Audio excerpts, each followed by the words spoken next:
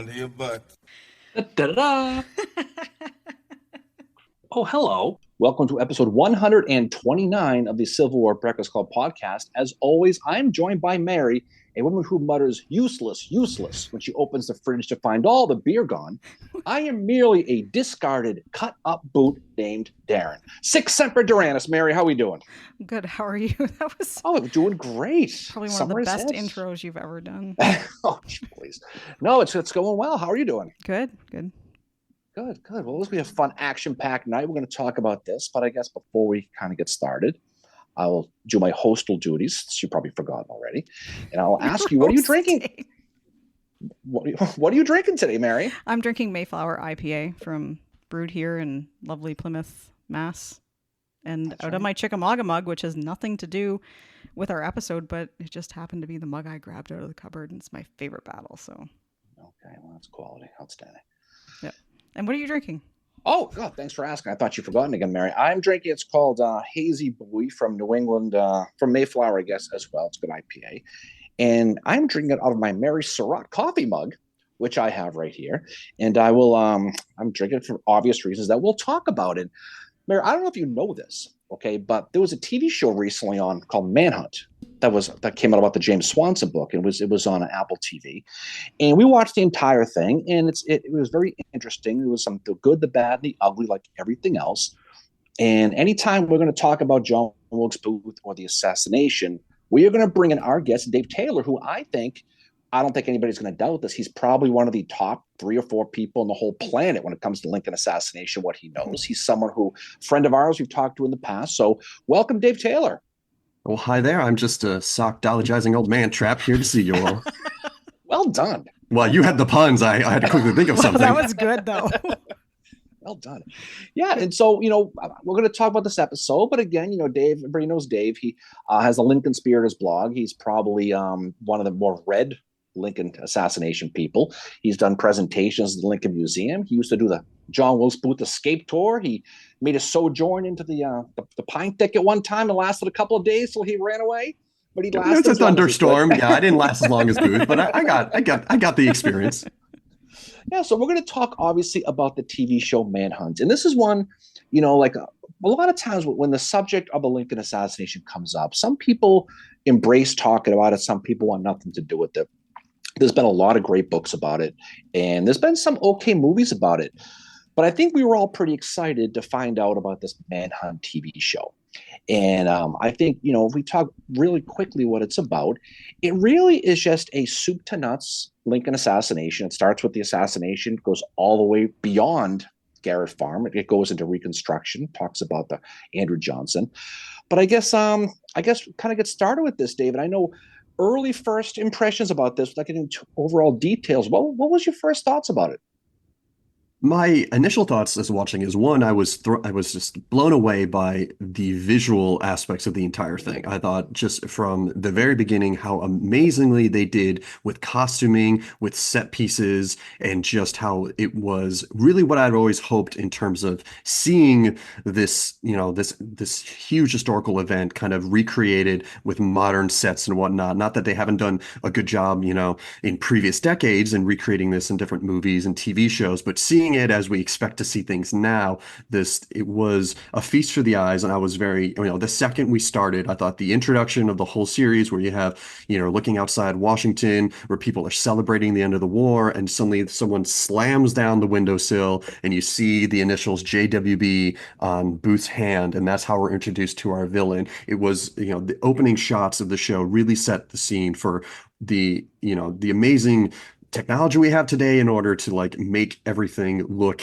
almost as it was, with even color toning and shading that they do to make things look older and everything like that. You really got whisked away into Civil War Washington. And so I was blown away by that and was very pleasantly surprised and I was hoping that would be the case, but you never know how far money can go. Mm-hmm. But my overall take was that this is what the story has needed in terms of visuals and really to make it connect with a modern audience. And I felt that throughout the whole thing, even though some people disagreed with certain characters' appearances and their physical attributes being a little different from the historical people. I still thought with that and the acting across the whole series, really I thought made this whole event come to life in a way that I haven't really seen before that seemed believable and realistic. So I thought I was always impressed by that.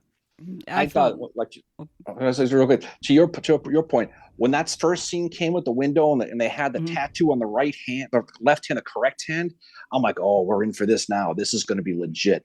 And it kind of goes off. I don't want me to interrupt you, Mary. I felt the same way. Like it's something that I've kind of been waiting for as a kid because that's what got me hooked into studying the Civil War. And I mean, we'd had Killing Lincoln in, I think it was 2013, which was amazing 90-minute documentary, not connected at all with that book of the same title, done by National Geographic, narrated by Tom Hanks, which was amazing. It was so good. And I've watched it countless times since.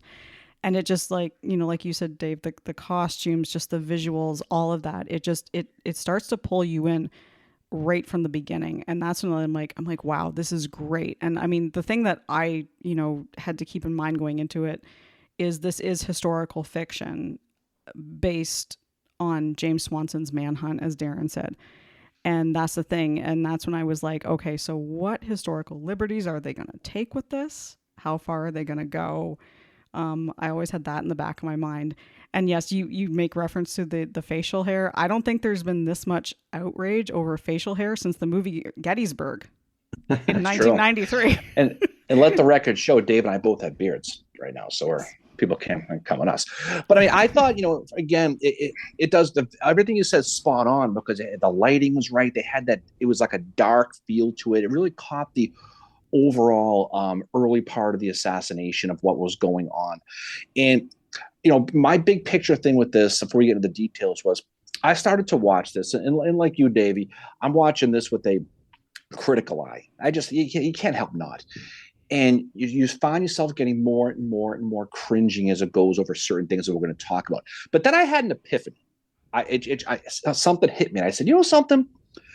A couple weeks ago, Mary and I were at a meeting, and we were talking to an astronaut who was flying off into space this weekend. And I asked her, I said, you're an astronaut. You've been up in space. And I said, what do you think of like Star Wars and Star Trek? Because it's not right. She goes, oh, I love that. You kidding me? Because I don't think about it. I just enjoy it. And when I hit that point with Manhunt, when I said, something, this is not to teach anybody what happened. All this is to provide entertainment around a historical thing. And once I realized that I kind of could let go from the true facts history and just took it for the entertainment it was, I enjoyed it. It clicked in. Like 3 or 4 episodes in is when it clicked in for me. Yeah, and I took longer to learn that lesson, I'll admit it, because as you said, and truthfully, historians were the worst audience because we want everything to be right, but that is not reasonable at all. Like no production is ever going to be able to make everything, and even our interpretation of what is right is constantly changing. That's the nature of studying history. And so we are terrible, really, for these types of things because there is the part of you that's just nitpicky because you know this thing and this thing is wrong, and oh, I So wish in it was episode right. 1, did you say it didn't say diary on the front tab of the I diary? absolutely did. That's like Yeah. my first critique, where it's everything is beautiful. They're panning over. Boots got his things, and the diary says diary on the front. I'm like, I'm like, I even No. turned to my wife, and I'm like, it didn't say diary. And she's like, what are you talking about? I'm like, never mind. And I had to stop. it didn't say diary. But No. then at that point, I mean, they have to tell the audience that it's a diary, and everyone who studies this knows what it is. But if you don't know it, but then they started to make some mistakes with the characters. And in the one who I really felt bad about, I guess the phrase would be like creative license, right? Is that what I think they use? Yes. It is Edwin Spangler. And the thing about Spangler, and his character is one that was played well by a guy named Walker Babington, I guess his name. I haven't really heard of him. But in the episode, it really doesn't tell the true narrative of what happened with him. And so when you take a peek at it, it's almost everything related to Spangler is it's a fiction. It just is. And what he basically did was that situation where he's literally taking the horse, handing it over to Peanut Burrows, and everything goes from there.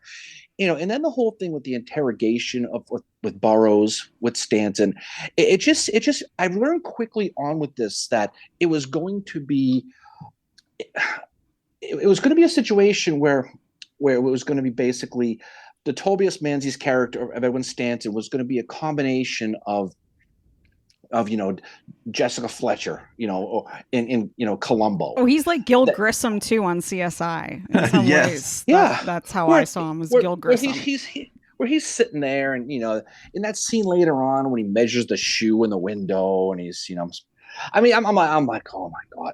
But I mean, it just little things like that were something, because if you look at the history, it's so easy to, I shouldn't say easy, but there's so many accounts of guys, Manhunt, for example, the book, Swanson's book, obviously Michael Kaufman's book, American Brewers, which I think is by far the best book on any of this stuff. There's so many resources that could have been a lot more accurate. And they didn't have, they just because they could take the license doesn't mean they had to, right?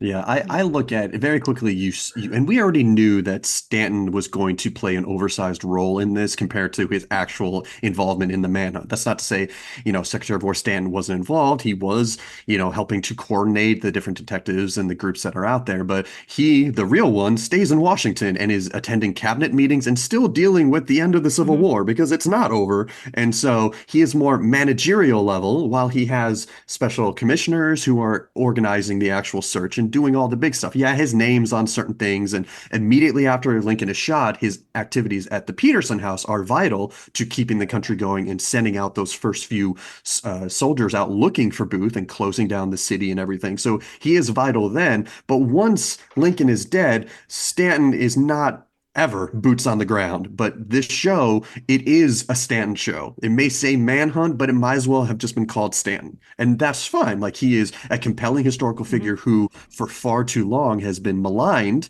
especially by conspiracy theorists who have tried to associate him with the death of Lincoln as if he was involved with it. So I was happy to see Stanton, kind of be portrayed, I think more accurately in terms of like he was very good at his job. He was a very good war secretary, and the difficult choices he and Lincoln both had to make during the Civil War period, which were told beautifully in flashbacks. Mm-hmm. Lincoln, of course, it's hard to tell the story and have an actor being Lincoln if you kill him in the first episode and then we never see him again. But I thought I appreciated how we would flash back to see the relationship between Lincoln and Stanton as the Civil War continued. And so I was okay with the fact that it was definitely a Stanton show, but initially there was disappointment because they called it Manhunt. And really, as the show goes on, it is less about the actual manhunt and very less about Booth than it is more about Stanton and a more fictional attempt to not only figure out where Booth is and who is responsible for Booth's actions, but also his fight for Reconstruction, which is, again, is a wonderful story to tell, and I'm glad they told it. But going in thinking this is going to be the book Manhunt put on Right. screen, there was a sense of disappointment because that's not what the end result actually is. Yeah, I Yeah. wasn't expecting it to be as much about Stanton because Stanton to me, I mean, yes, he's a micromanager and they took that to like the next level in this. And I have to say, like, I'm not a huge fan of Stanton when it comes to members of Lincoln's cabinet, but I came to respect him more from this because you see what he's doing, you see his through those flashbacks that you mentioned, the relationship he has with Lincoln, how close he is and how much he wants to solve this case, but he's like, he's like Gil Grissom. Like he's on the With a ground. teleporter, he gets Yeah. to places so quickly. I He's know got a he's in transporter like from Star Quebec. Trek. Like I'm like, He obviously, he how did obviously, you get to Quebec so quickly? And yeah. like I was like I took a forensic anthropology course in university like 20 years ago. I remember the first thing my instructor told us was that any you watch CSI and like we all raised our hands and she's like, none of you are gonna be Gil Grissom. This is not and she completely like she's like what Gil Grissom does is not like an actual you're not on the ground collecting the evidence. It's like it's so different than how it is in real life. But I think I get why they had to do this in this show. Like they're putting a few different characters, I think, into Stanton to kind of lessen what they have. Like, I guess, I don't know, make their job easier with writing, but also to make him the character. And I agree with you. It's like, it would have been nice to have been something about Stanton instead of Manhunt. Yeah, and then it flashes right after the scene. It flashes to the Seward attack, and I thought that it was interesting that they showed it from Davy's perspective from the street because it added a little bit of power to it. And they show Paul knock on the door. William Bell answers the door. He goes upstairs. Hilarity ensues. Everything goes from there. But I mean, this is one of those things I was thinking about when I was reading the book was how they could have got this so right. And one of the biggest misconceptions with the Lincoln assassination was that Seward had a neck brace on, right? And you read that, and it's not just this. You read that in most places. And so I'm watching it going, I wonder if Swanson did this. I wonder if he's going to do it.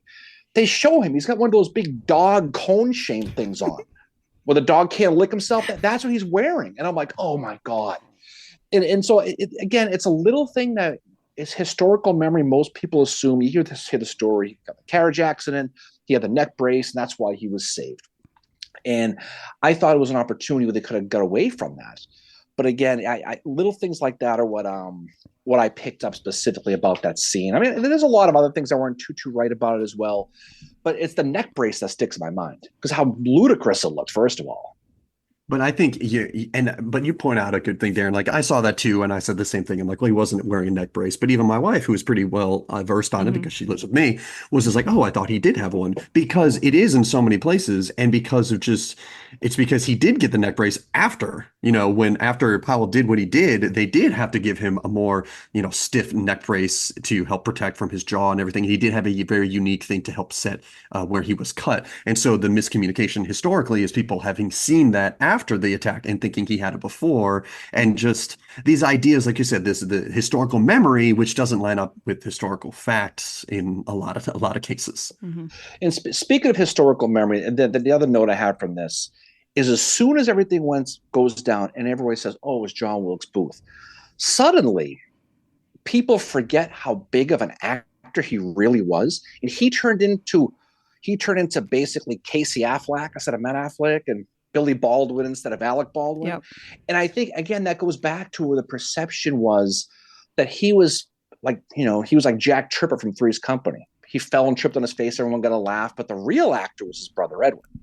And I think that was a real disservice to Booth here. Was I thought that they really minimized him historically in his role in acting, and I hear that a lot, admittedly, all the time. People say, what do you think? What do you name a modern actor who would have killed Lincoln, and I mean killed the president? And the people that always come back to is someone like Robert De Niro or Leo DiCaprio or something Mm-hmm. like that. But people will sit there and say, well, just picture if Robert De Niro had a really crappy acting brother. That's who Booth was. And that's the thing that always kind of got me a little bit. And this episode, I mean, in this series, not only do they really push that narrative, but they turn his brother into an asshole. Like Yeah. he's one of these guys where go fetch me my coffee, Wilkes. I'm gonna sit here. There's that scene towards the end when the girl asks for his autograph, and the girl, not you, him, and he's like, ha, ha. And anyone who studies the Booth family, you read Asia's diary, you read whatever you want to read, you realize how supportive Edwin Booth was for him. And they had their political differences, and they had their political fights. But November 25th, they have the Winter Garden while the buildings are burning around them, and I think they really missed the boat with that. Where there was an opportunity that they let go. Yeah, I mean, I agree completely. Like that was in the first episode, they definitely denigrate Wilkes's acting ability, which I expected though. And that's the thing. He is the villain in the story. And so there are things that are truthful, but aren't what people want to hear. Like, don't want to hear that Wilkes was an extremely talented actor. He was at his peak at the time, like that he killed Lincoln. And was Edwin also? Yes. And Edwin maybe a little bit above, only because Edwin started earlier and was still acting while Booth gave it up in order to plot against Lincoln.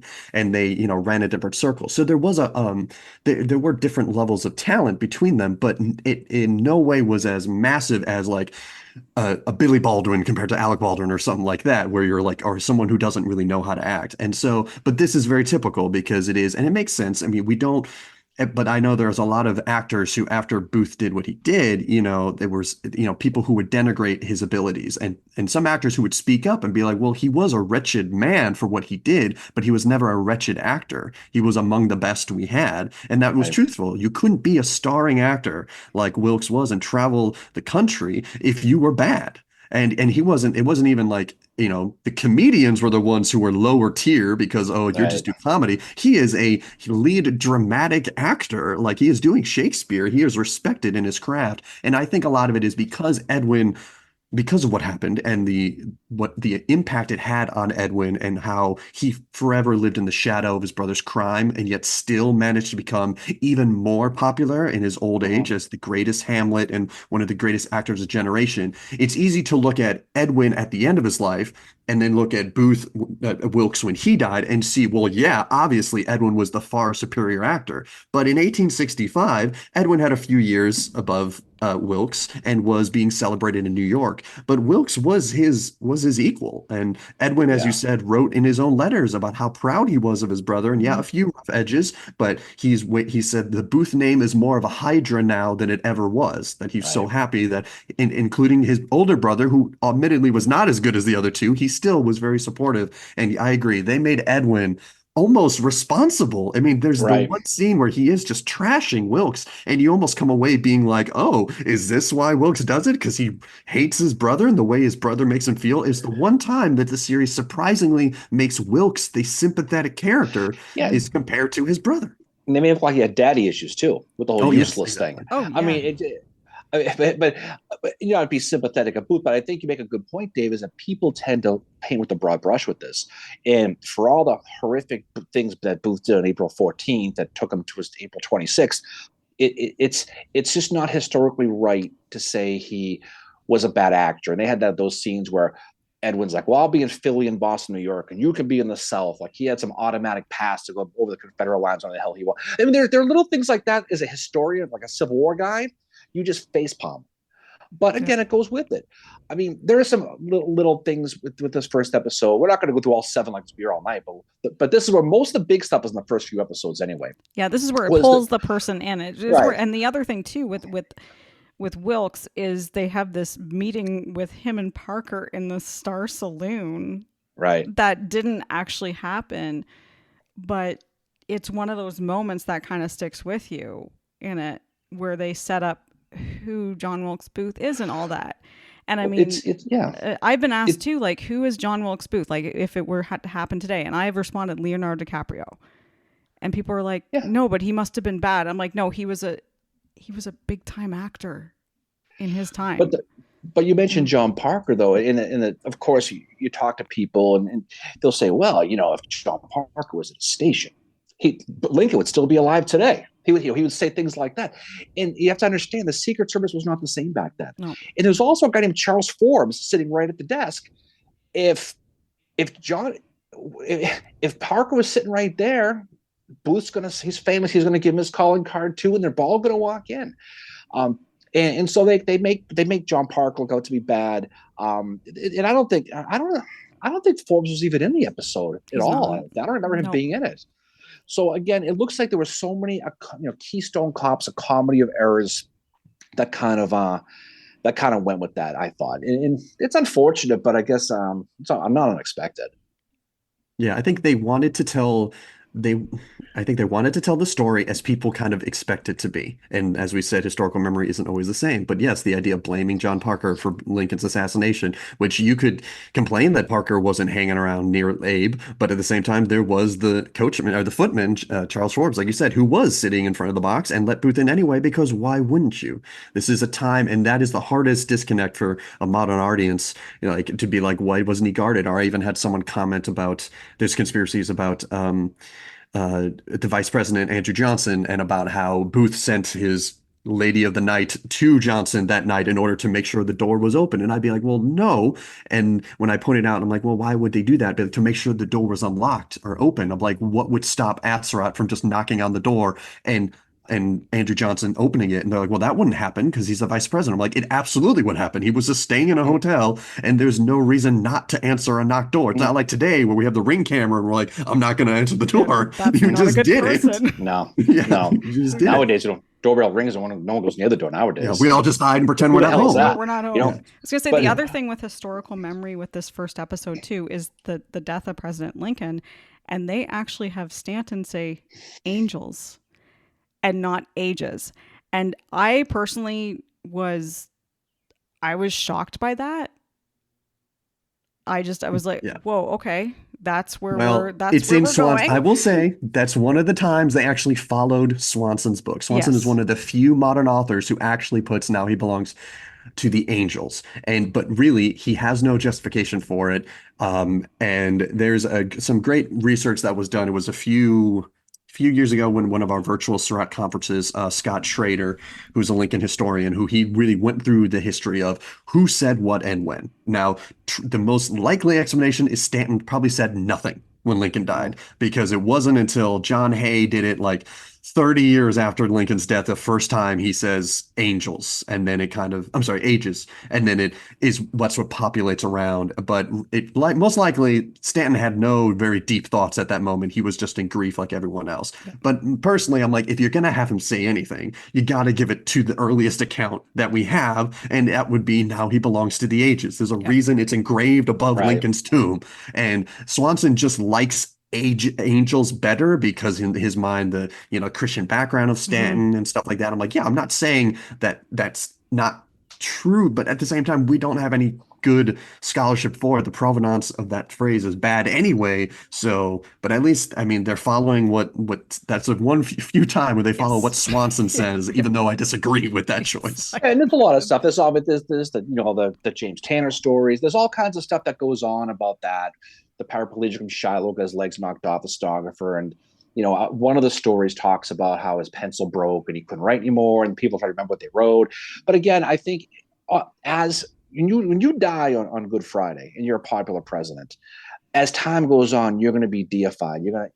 In that, and so I think that quote I think personally, the second Lincoln dies, Stanton's out the door trying to figure out where Johnson is, what's going on.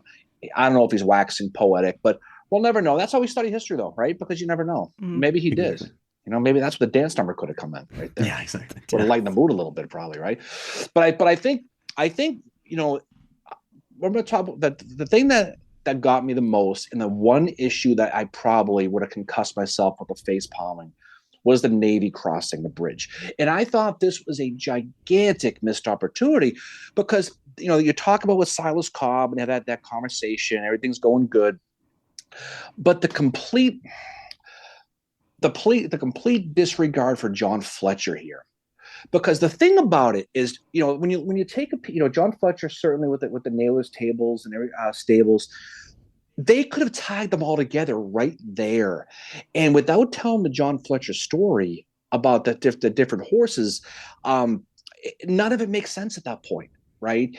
And I think historically they could have done that. They didn't mention TB Road though, so I'll give them credit for that. Yeah, thank That, gosh. that, that, that was I was fully expecting, speaking a little bit of fineness to jump in here, right? Mm. But I just thought that was the big miss on that was with Davy and the horses, in that whole thing, because I thought that if you're really studying this, it kind of explains, because how are you going to connect Harold later to Surratt and all that stuff without introducing who John Fletcher was?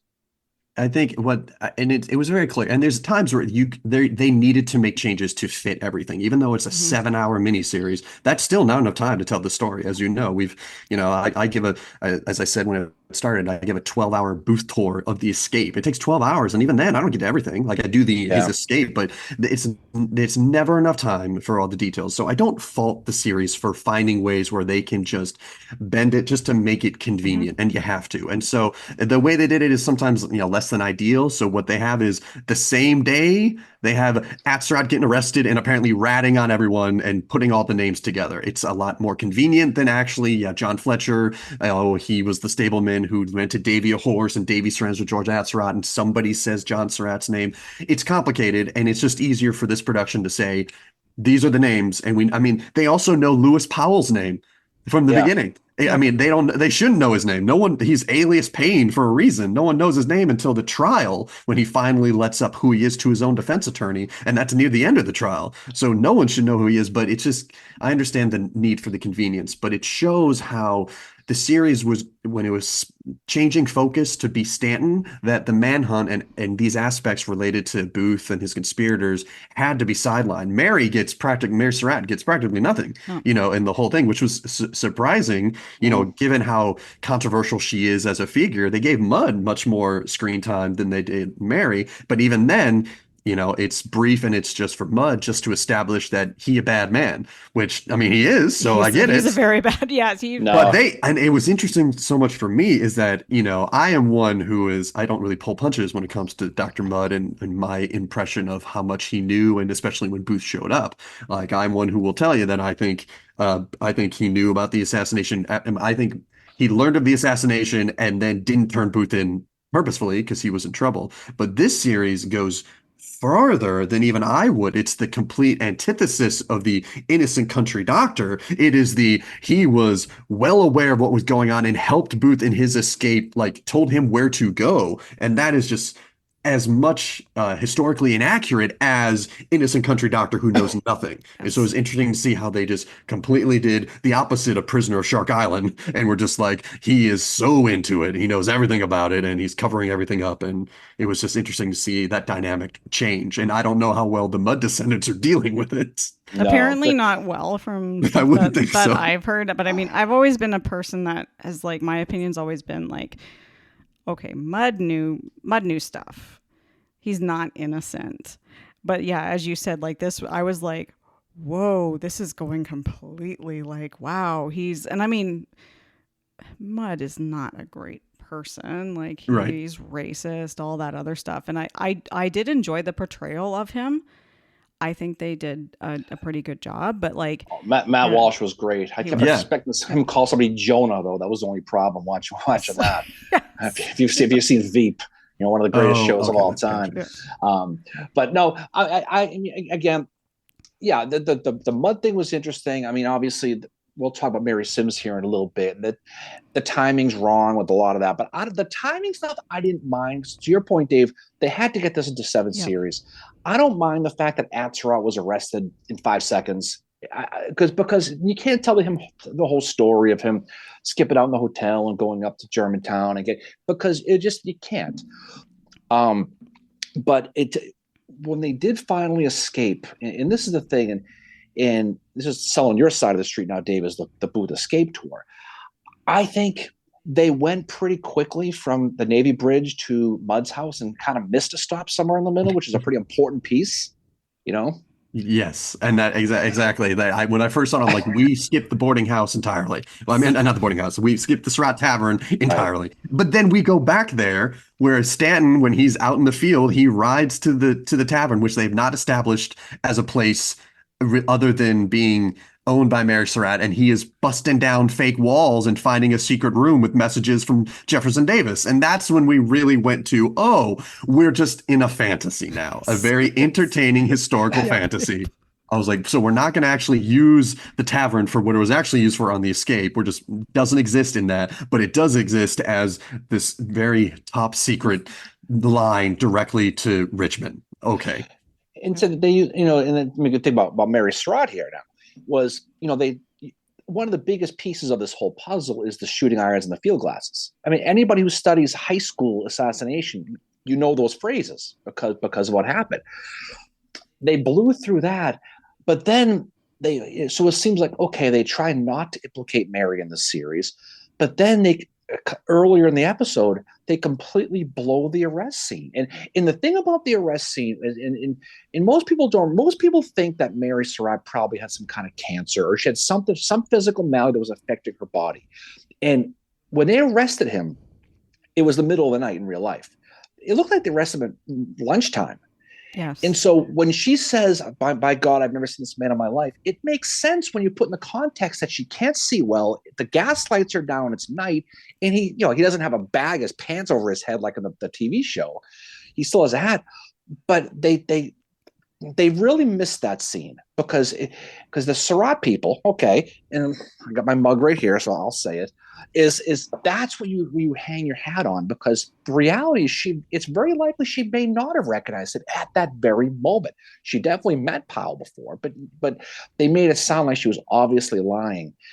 But then they've completely missed the Surratt tavern scene down there in Clinton, which was just weird to me, Yeah, the fact that it almost seems at that point like why even have Louis Weichman as a character in this? Because Hmm. if Mary is going to be so secondary, which I understand, you want it if he's going to be the Stanton show and then Booth and Lincoln, the flashback scenes, then okay, you minimize the conspirators as much as possible. Except I will say I was very pleasantly surprised at how much of a role David Harold had. I thought the actor who did him was great, Yep. and that this is the first time that Davey has really had character development and scenes. So he is represented well. But the other conspirators, fine. There are too many of them. They cut out the Sam Arnold and Michael O'Loughlin, the ones who were involved in the abduction plot. There is no discussion of the abduction plot against Lincoln. They just pretended it didn't exist and they didn't Yep. include them in the arrest or the trial. So they had to make cuts. But it was interesting. So if you're going to have Weichman, though, who becomes a pretty good secondary character in these first few episodes and then later at the trial, why bother if you're making Mary so cut and dry?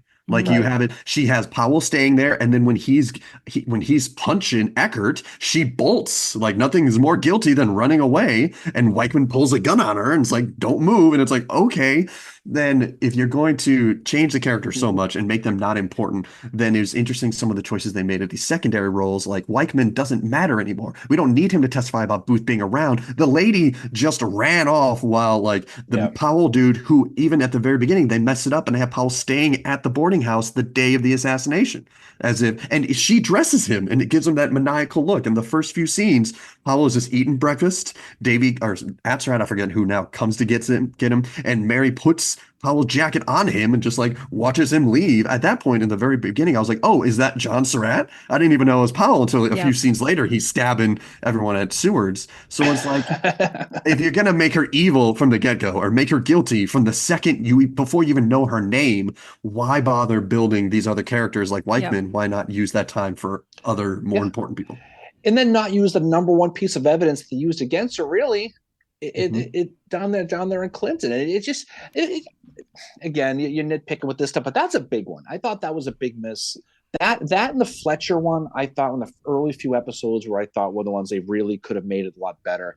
Now, obviously, they're going to get to the Mud House. This is where the Mary Sims timeline thing goes off the hill again. Yeah, because You know, she's she not, was her and her brother are not employed by Mud by the time that Wilkes gets there, right? Like they're not Correct. part of And that. that we knew that going in from all the advertisements when they're like, okay, Tobias Menzies is going to be Edwin Stanton, and the other, Booth, Harold, Mary Lincoln, stuff like that, and then we're like, oh, and then Lovey Simone, I believe is the actress's Yes. name, is Mary Yep. Sims. So we knew months going in that Mary Sims is going to have an oversized role in this series compared to her real thing, and I had prepared like my audience, whatever, to be like, Mary Sims was not at the mud farm during the escape. She had been enslaved by the Muds, and then when slavery was ended in Maryland in November of 1864, she left, and she was not there, and she never goes back. We don't know where she goes. She is one of the many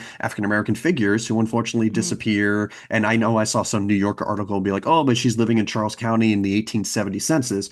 Well, I don't know if that's the same one. Mary Yeah. Sims is not the most, unique name. And yes, there is an African American woman named Mary Sims who is still living in Charles County in 1870 census. I don't know if that's her. I Hmm. can track Milo Sims, her brother, who was Yep. there, and he is in DC in the 1870s as a junk dealer, but I don't know where Mary is. And so, but I understand, there were African American servants, paid servants, who were working for Mudd when Booth and Harold arrived there. And I think what just for the ease of the user, they decided to kind of combine their stories together into Mary Sims, which I wish they could have instead used the two young girls who actually fed Booth breakfast and whatnot that actually happened, or I think it was Baptist Washington who took their horses at the mud Hmm. farm and like could speak to that. I wish they would have included more, but I understand merging them together would be easier.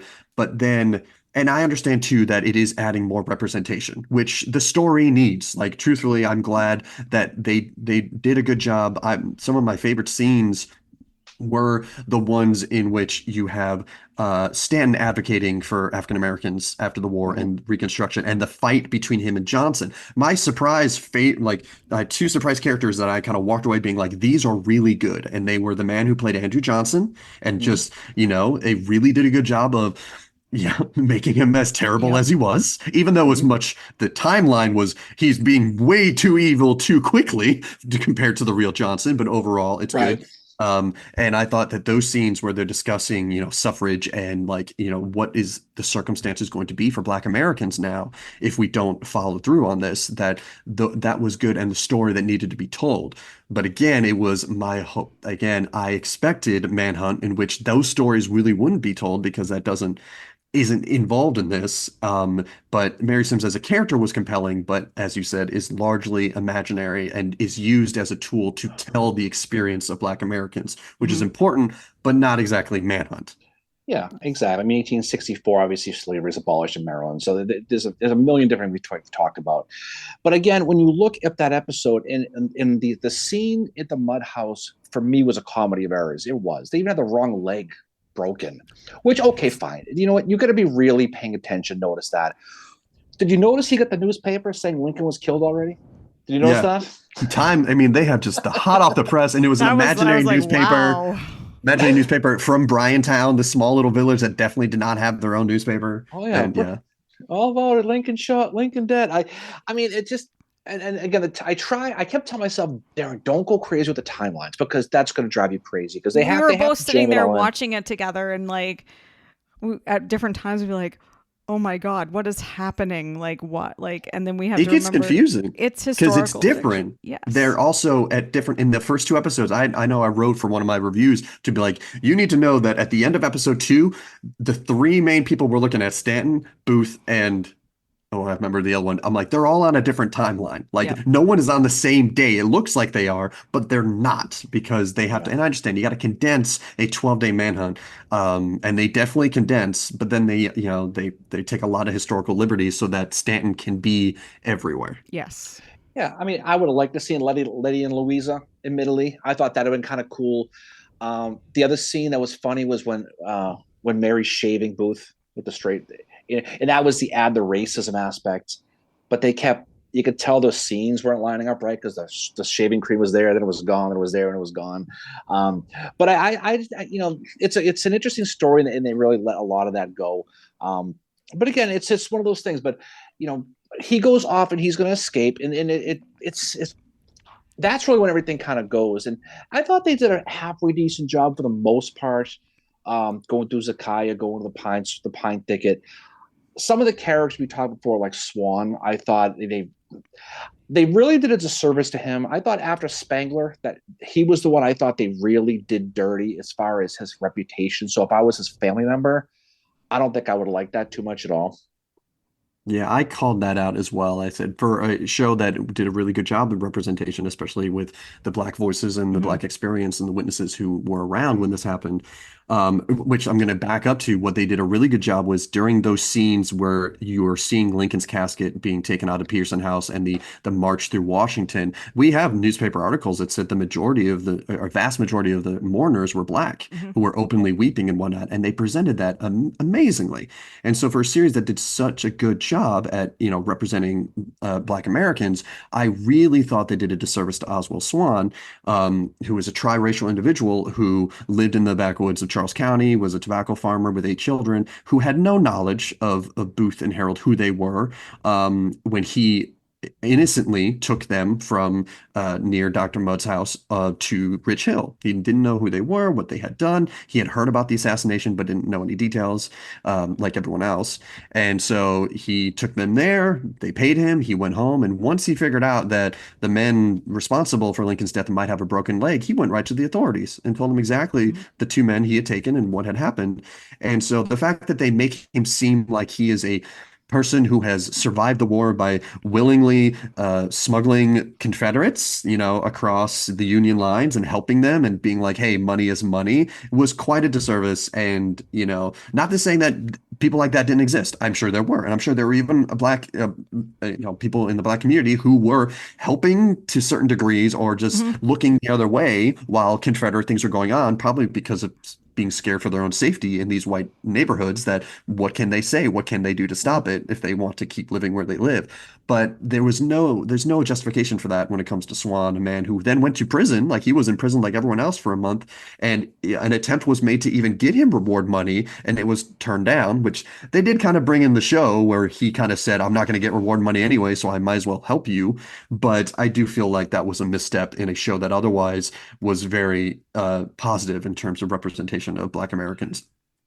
And then meanwhile, on the Union side, Stanton is getting some serious airline miles that day after the assassination. He's going to Quebec. How does he get to Quebec? Well, just even before that, even before in Maryland. I mean, this is a dude who, he ends up in Washington. He goes down to Maryland. I mean, he gets everywhere. I mean, but again, to Dave's point, he's the hero here. So he's Batman. Mm-hmm. That's who he's going to be. He's going to be every place where a guy like maybe a Thomas Eckert was. They're going to replace him with Stanton, because he's going to be it's the good versus evil, the whole thing. It's like more the fugitive than the Manhunt is really what it is. Yeah. But I definitely got a kick out of that as well. But yeah, Mary, I thought of you when Stanton, so before he goes to Quebec, he tells his servant, he's like, book me a room at the hotel in Quebec. And I'm like, how is he going to do that? There's no internet, no phone. How is this servant in DC just going to book your room? I mean, he's going to use the military telegraph to send. I'm like, yeah, it made me laugh. That's what I thought too. And then he shows up in Quebec at one point. I'm like, he wasn't there. What's going on? And just the way, I do like that Canada was mentioned in this, because they were very much a Confederate hotbed, especially in Absolutely. Quebec. We're not innocent in this at all. And I like that part, because it's not a thing to teach that in Canadian history, unfortunately. And I think it's something that should be taught, that we were involved in the Civil War in many ways. Not just, soldiers fighting for the Union, there was some that fought for the Confederacy, but there was also this in Montreal, where this kind of hotbed that's happening. And I do like that they did focus on that, because it kind of brought that to light as well. I have to say, though, about the guy that played Stanton, I really did like him, despite the fact that people were not happy he didn't have a beard. I got over that pretty quickly when I realized, okay, this guy is playing who Stanton was. And also it's just a beard. Right. I'm not, I wasn't, I'm not going to get upset with that. The constellation Orion doesn't look like Orion at all, right? It's just the way it is. Yeah. No, but I mean, he obviously needed help booking the hotel in Quebec, because he was too busy banning feed in the entire state of Maryland. He's going all over the place. So he can't do everything, Mary. That was so silly to me. No horses in Maryland can be fed because Lincoln has been shot. You can't do that, dude. What does that mean? But then Davy's got his little push cart, and then he sees the sign. He's like, "Oh no!" And he turns around, so it's effective. So he must use that. He must use that same, social media page to get that out there too, because everybody in the state of Maryland, the fact that a lot of these places are probably 2 weeks behind. They get the memo already. I saw that in the scene. He walks up to the sign and sees it. It was like that scene in Blazing Saddles. They go to the toll booth in the desert. Oh man, you got to get a shitload of dimes. That's right. That's all I could think about was that scene right there. I'm like, that's exactly what this scene is.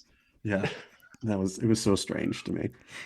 And I enjoyed that they went up to Montreal. They mentioned Montreal, but then that's unfortunately when it goes off, because then we go to conspiracy theory territory where people who don't know, who watch, and I'm okay with, all right, people who watch the show might think Spangler's a little more guilty than he is. That's a disservice to him, but okay, fine. It's a minor thing. But this series really went hard to really take the assassination out of Booth's hand. Now, I will admit, at the end, Stanton cannot prove his grand conspiracy theory that involves George Sanders, but Sanders is such a huge character in the middle part of this series. Yeah. Anyone who walks away from it will be like, well, apparently it was a guy named Sanders in Canada who told Booth to do it. I don't see how they could walk away from the series and not believe that. And that's where it lost me in terms of I understand we have to, be artistic, take artistic license and these details, and maybe we can't focus on Booth so much because he is the bad guy. And, what message are we saying if our whole series is really focused on him the entire time? I understand that. But we went to conspiracy theoryville in that now, and not to say that there isn't those, flirtations between Booth and the Confederacy, and he Yeah. was up there and maybe spoke with Sanders and all those things, and that's all fine. But we went too far to where it is now. Anyone who sees the show who does not know will be like, "Oh, Lincoln's assassination was because of a guy named George Sanders who had a cockatiel and was mad about slavery ending," and be And like, he "Oh, lived he's in the one who Canada, did it." and now Canada's bad. And Yeah, exactly. that's what Darren said too when we were watching it. Like Darren, I remember you started saying like, "Oh, we're getting into the conspiracy now." Like the have like the Well, that's what it hardcore. was, and they're going big thing. You know, Surratt obviously. There's that scene earlier when he's recruiting Davy before August of '64. He's like, "We have been interested in you." I'm like, And "Who's the we?" and he's kind of like one of these. Hey, Yeah, buddy, you want a job? And it was so again. I'm not going crazy with the time thing, but I guess they introduced John Sir. I think that was the scene they first introduced him. I could be wrong, but I think that's yeah, the scene. you're right. But the Canadian stuff, though, and especially after, and it was very interesting the way the whole thing kind of went down, and how his real escape was, which is a really cool story of how he gets over, gets over the Vatican and stuff like that. But how the conspiracy went with double agents and all this stuff, and it just, and I'm watching it thinking, okay, just check the man at the door, your brain at the door, it's gonna be okay. But then what they would do is put just enough real history in to pull you back just to piss you off again. Yes, yes. Yeah, and I felt bad for Canada because, as you said, it's completely bad. And the one good Canadian, not that one good Canadian, but I'm saying the heroic Canadian in our story doesn't Canadian. Exist. No. No, yeah. Doherty. Yeah, I was waiting for him, and I'm like, is that him? Is that him? Yeah, they gave us the fake out because they give Colonel Conger Doherty's facial hair. And so the first time I saw him, like, oh, look, there's Doherty. And then later we're like, oh, no, that's actually Colonel Conger. They completely cut out the Canadian. And I was like, oh, Mary's going to be mad. They made the one, yeah, like the one heroic he's in Canadian. He has, like, I want to say a prominent role in Killing Lincoln, but he is mentioned in the documentary Killing Lincoln. And I just think, I don't know, I'm biased because obviously I'm Canadian and I'm quite proud of what he did. And he's buried in Arlington. And I was thinking, oh God, this guy's got to be in this. And I kept waiting. I'm like, where's Doherty? Like, yep, they just cut him out completely. Poor guy. Yep.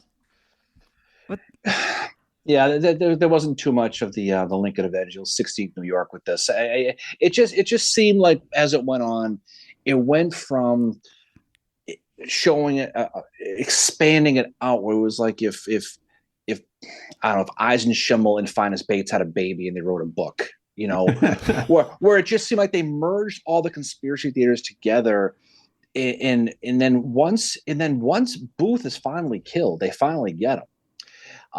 We got to talk more about the whole Willie Jett and Bainbridge and Ruggles all out, but that whole scene was interesting too.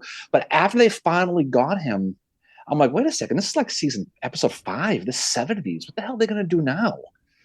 And then it turned into the conspiracy thing, and it shows Stanton dumping the body in the river like Bin Laden, and so at that point it just became entertaining. But then it went into the whole Reconstruction with Johnson and Sherman and Oliver Otis Howard and that. So it seemed like it really kind of, if they're going to call it manhunts, end it when the man gets hunted and caught, kind of. Yeah, kind of like Killing Lincoln. Killing Lincoln went on maybe for 10 minutes after Booth had died to talk about the conspiracy and what happened. And I mean, my only complaint about Killing Lincoln was that there wasn't enough about Mary Surratt and the other conspirators in that show. But this one went a little bit beyond that, which, I mean, in one point, I appreciate it. I mean, the portrayal of Sherman was completely like wrong. There's no way he would have been like, oh, hey, I'll get right on. No way. I also thought he was very accommodating to the African-American preachers, because I'm like, I don't know much about Sherman, but I'm pretty sure his racial attitudes weren't all that great, especially. Yeah. No, he would not. Well, the guy gets on his knees and he starts praying right in the room.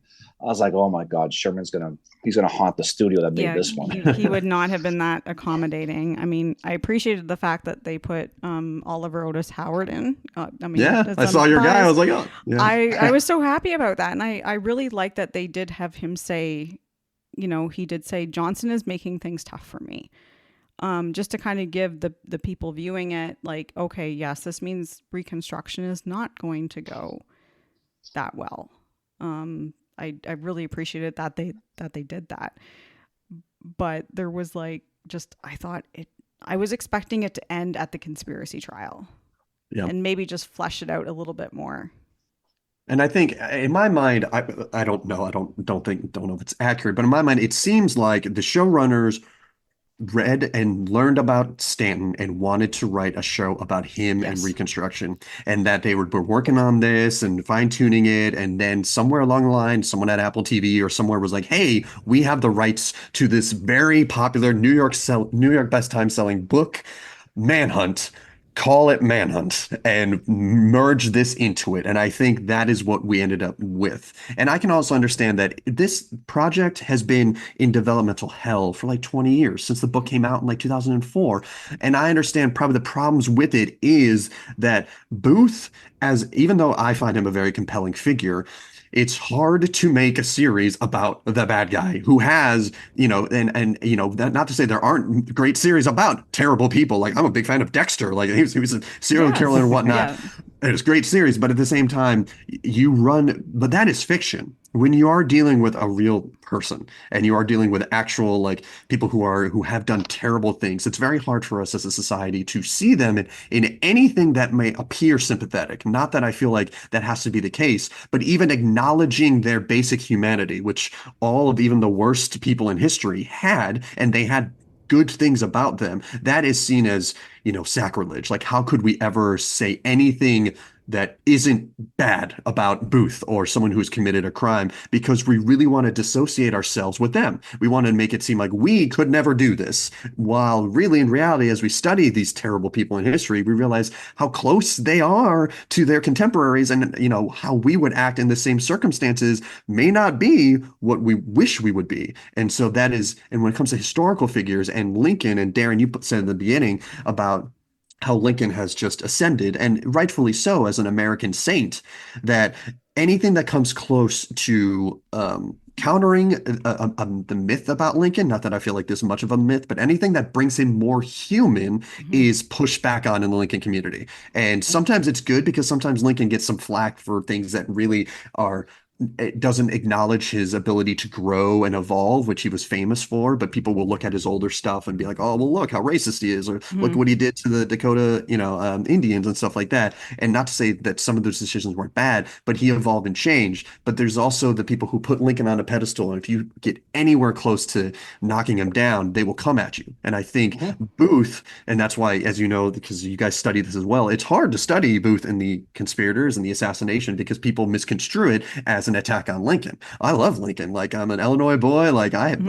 Lincoln is the coolest. I am still interested in Booth and can study him without being a Confederate apologist. But unfortunately, there are those who then ruin it for all of us who do come out of the woodwork and celebrate Booth Day and other stupid shit because they're happy that Lincoln died, and so it's hard to make a show or a movie that is really, I think maybe Manhunt never could really be made in the way we would want it to, because I don't know if a studio would approve it because they'd be afraid of any backlash if you're solely focusing on Booth and what he did because he is the villain.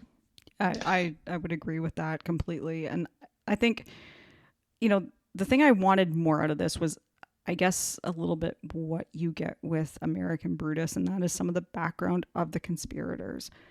To find out that Atzerodt was a father. That Yeah, is that's huge. that to me is a big thing with studying this. Is I always tell people George Atzerodt is a father. That's not to condone what he did. That's to kind of humanize the position that he is in, that he is basically like, what do I need to do to provide for my child, kind of thing, which is part of the reason that he's doing this, and that never seems to get mentioned at all. And also why, when he's arrested, he is one of the few who sings like a canary because Yep. he has someone that he wants to live for, and it Yep. doesn't, they use it against him. They, Yeah. take all the information from him and they still hang him, which Yeah. not this saying he doesn't deserve punishment for what he Yep. did, but it really puts all this in a different light. Yeah, I agree. Yeah, same thing with Davy Harold. Is his historical memory shows him as a dim-witted, slow little sycophant, right? Where he was a pharmacy clerk. I mean, if any damage he had was growing up with all those sisters, I'm not gonna lie to you, that's what got him. But I mean, but for the most part, he's somebody, and I think you mentioned a little bit ago, Dave, is the character who played him. It showed him to be more of an enlightening type of guy, where he knew and he was reasonable. They would, he wanted him to. I forget what play he wanted Booth to perform for him on the boat. Oh, I'm he blanking totally. wanted Edgar Um, Allan Poe to be Edgar Allan read, Poe. and It then was Booth is like, "Can Poe. I say Richard III instead in the Right, thicket?" And then right, later when they're rowing across, right, which I think is a beautiful scene, and right. I largely felt when they focused on Booth and Harold, which unfortunately wasn't all that much in the manhunt part. Enjoyed pretty much all of those scenes. I thought they Yep. did a good job with them. But as a, the attention is split so much, and because they don't want to add all these extraneous characters, they cut so much from the manhunt, and their geography is really far off once they get into Virginia, if they're even in Virginia. I have no idea where Stanton rides up to the 16th New York. The real guys Yep. are actually in DC when it happens, but I don't know if he's in Maryland. He and his buddies at the end of one episode are like to Virginia, but they're clearly in Maryland, and Yeah. he is never shown crossing any river ever, and yet somehow crosses the Potomac and crosses the Rappahannock. Yep. When they get to the one ferry landing at the Rappahannock and they interview Jim Thornton, who's like, "Oh yeah, the day before Booth crossed," they're like, "Okay, men, we're on the track." And instead of crossing the river to chase after him, they go back north. They completely go in the wrong direction. I'm like, "Oh, but somehow he transports over with his transporter." But yeah, it's just It's yeah, geography was not a he's strong suit in this. he's all over the place. And that's the other, like, like I've said before with the 16th New York. Like I just wanted Edward Doherty as part of that. That was probably the one of the more disappointing things, I think, just because I'm Canadian. I'm quite proud of him. I wanted him to be part of this. Um, but it was I still, thought they did a good job with Corbett, though. I will say, as oh much as God, I, Corbett was even Yeah. though, creepy. he was brief, but I think that was a case where they showed they had the ability to establish a character without spending a lot of Yep. time. Yes, it was a little, exaggerated in some of the things, but within his first scene, we understood who Corbett was and what he wanted, which I wish they would have done with the other conspirators, like Mary Yep. Surratt. Like they showed they could do it in a short amount of time without being overlong, and I thought Corbett was fantastic. The actor did a great job, and Yep. I pointed out he's actually played Booth before. That same Has guy he? in a old what was it? A Travel Channel documentary called Lincoln's Last Days. I don't know if it was Travel Channel or if it Mhm. was one of the other ones, but it's called Lincoln's Last Days. He played Booth. So he's one of the few actors I know who has played both Booth, and that was more of a documentary. So Yeah. he's Interesting. reenacting stuff while talking heads are doing it. But he played Booth, and then he comes back now, like I don't know, almost 10 years later, and he's now Corbett, which I think is a great, bad guy and good guy type of thing. That's So he awesome. and I thought he did a great job too in both of them. So I was like, oh, wonderful. Yeah. Yeah, and that's interesting how they did that too. And leading up to that, there's the scene when obviously he runs into the rebels, the Confederate soldiers, and that scene was kind of strange to watch too. I don't know if the way they portrayed Willie Jett, I thought was a little bit different. I thought, um, and I guess Mortimer Ruggles and Absalom Bainbridge were one of the other guys, but they never even talked about him. Um, but it seemed like they were trying to get through that as quick as they can, so they can start talking about George Sanders and Andrew Johnson's in cahoots and all the stuff. It was like they kind of the whole series should have gone five episodes, and that would have been the end of it. Hmm. Mm. But I think they rushed to get to the end of Booth, so they can talk about the future conspiracy stuff, which I just would have thought that went off the deep end. And then at that point, it just became like, okay, it's like taking medicine. Okay, two more doses and I'm done. But I Yeah, that gotta was the take it. I that those have are the to. episodes where you and I were like, "Wow, what's happening?" like, like, why? Like, where are they going with this, with the trial and all that? It was And just, I was excited to see the trial because, as you said, in like Killing Lincoln, usually that gets no play at all because yep. it's all about Booth. So the focus is different. And so for this one, yeah, you have Booth not only dying in like episode 5, but like at the beginning, or not episode 5, but whatever, like episode 6. But at like the beginning, it isn't like you end the episode on Booth's death. It is like halfway through. And I understand that is to show that this isn't about Booth. That the series is not about Booth. It's never really been about Booth. It's always about something greater. And I didn't like it because they made Booth insignificant to his own story. When they make Sanders the one who's really pulling the strings, and then you have this much greater conflict between Johnson, Stanton, and the future of Reconstruction, which again is a very important subject that needs to be addressed. But when you make those the top things, Booth is irrelevant. Hmm. And that's why they could cut all this stuff from the Manhunt, and all it is to show him like just fail and how it comes to nothing, which as you said, Darren, that scene when all the Confederates are hanging out by the ferry landing, and he finally they catch him that he wasn't really a Confederate veteran, and he's like, well, no, but I was at Ford's Theater on April 14th and I did all these things, and how all the guys are just like, we don't care because they're all wounded. And the fact that he would even think, I don't even think Booth in his most you know a grandiose state would have looked upon a group of men who are missing arms and legs and eyes and been like, I am a symbol. I am the greatest Confederate of all. I feel like he would have some humility to be like, you lost a leg. I just shot a man. I'm pretty happy with what I did, but maybe I shouldn't go bragging to you. Like, even that was just beyond what Booth was. And as we know, in reality, by the time Booth gets to that spot with Willie Jett and Ruggles and Bainbridge, he is a broken man because Virginia has not treated him as well as Maryland did, and he is being passed like a hot potato, and he realizes he is not the arriving hero that he thought he would be. And they just had to quickly throw that together because they cut it out with all the people. We never see Mrs. Cusenberry, we never see Harbin and Baden and Dr. Stewart. We don't see all these Virginian people who refuse to really help him, and so they have to do it there at the ferry landing, and it doesn't land like it should because it seems to come out of nowhere, and it seems in bad taste even for Booth. Mm-hmm. Yeah, and they got the Garrett Farm scene all screwed up too, and that was another thing when they. I mean, we were sitting here watching it one night. I'm like, oh my God. I mean, it had that whole farmer's daughter feel to it. You know what I mean? He was so creepy. Booth was so creepy. It's like it was like I'm dressing her with her eyes and be like, watching it. We're like, wonder what Dave is thinking about this right now. So he's like, where's my medal? He's like, well, I want my medals or my ribbons or whatever it is, and be like, dude, keep it in your pants. She's bathing you right now. And then he goes, I don't know what you want. But that scene was kind of like when Newman showed up at the house in Seinfeld, that one episode. It was just kind of like, it was just so wrong. It was weird. Wrong. But it was like how can we have to add some kind of sex to this somehow. So let's have Booth, this grandiose guy, have this weird bathing scene with some girl who's probably underage. The whole, I was like, why is he hitting on her? This is odd. Like, it was so weird. And then they don't even show any of the actual Garrett, and that's the thing. That's the only Garrett who is shown is that one girl. And there is a Garrett named Julia Garrett. She is and the Garretts had a huge family, like 12 kids.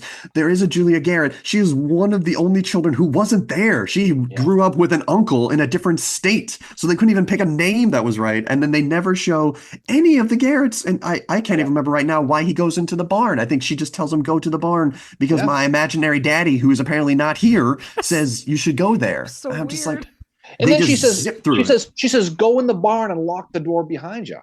And then she locks the door. And they like it's. I'm watching this going, oh my! I half expected, the 16th New York would have laser guns to shoot him at that point. Stormtroopers. Up until Stan has that asthma attack at Bowling Green, I was convinced he was going to be there. Like, they had set it up. I was just like, oh my God, Stan's going to be there. And their one saving grace is like, well, no. I don't even know why, though, because he gets better and rides there and sees Booth's body. So why not? If you're going this far, just have Stan there. That's what I thought, too. I'm like, is he shoot him himself? Is he going to be there? And I mean, Stan's asthma did get him at the end, but that was kind of a weird situation. Bowling Green, this looks like he's going to collapse him up. If he just died right there, would have been strange, too. But after he dies, you have all the issue with the Reconstruction. They got Special Order 15 completely historically wrong. They just okay. Thank you. That was my big, because I'm not an expert on that, but I'm like, I don't think it worked like this. So they're sitting down saying everybody is going to get 40 acres and a mule. That's not how it went. So Special Order 15 was only for the slaves who were following Sherman on the March to the Sea. Yep. Okay, because if you study the march, they picked up a bunch of contrabands who started to follow them. Follow, and there's Ebenezer Creek, and there's a bunch of ugly history with that. But the ones who did make it they said, well, we're going to get special order 15. We're going to basically do 40 acres and a mule for the men and women and children who followed Sherman on the march to the sea.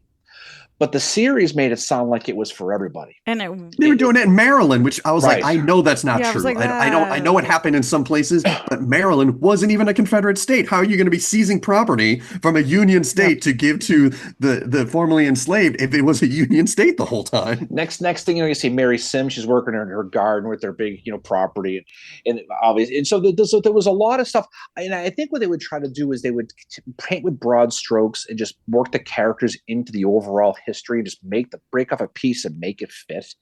Because Mary never got the land grant. Yeah, no, of course Obviously. not. No, There she were no didn't. land grants there. So of course they're going to give it to her. Then they're going to take it away from her because you got to watch it. But And then she goes back to Dr. Mudd.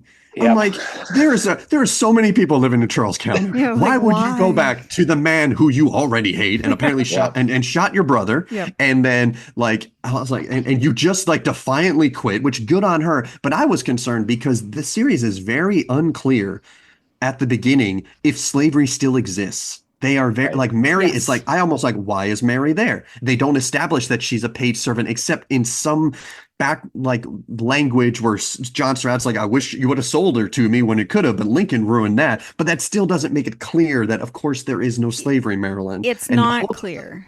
yeah, the whole time I'm like, why are you there? And then when she finally quits, you're like, okay, good. It is establishing she is not a slave. Yep. She is a servant. But then she goes back, and I'm like, you would find anybody else. You would find anybody else to go work for. Why would you go back to him? But because then you allow to show him being even worse and hear him slapping her around and then allowing her to have that release to say when Stanton gets there, go find the boot. He knows everything. And I understand wanting that release and making her heroic. But at the same time, like realistically, I'm like, she would go anywhere else but there if she had to. She would work for anybody else.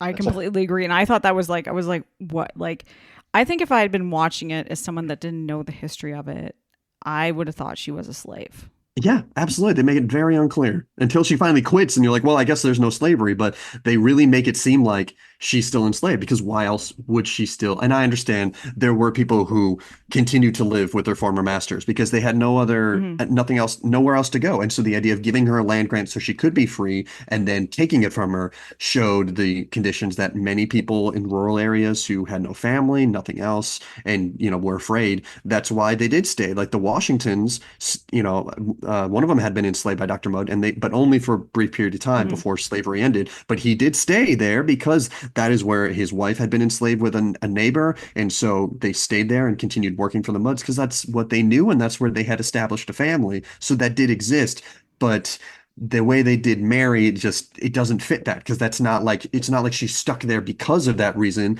They don't give her the fact that she can't go anywhere else because she is very much independent. She doesn't have, I mean, her brother, but he doesn't come back to work for Dr. Mudd as far as we know. They show her coming back and begging for her job, but we never even see Milo quit. No. I don't know what happened to him. It's all very like, I don't know what happened to him either. I was thinking about that today when I was like taking notes for something. Like, where did Milo go?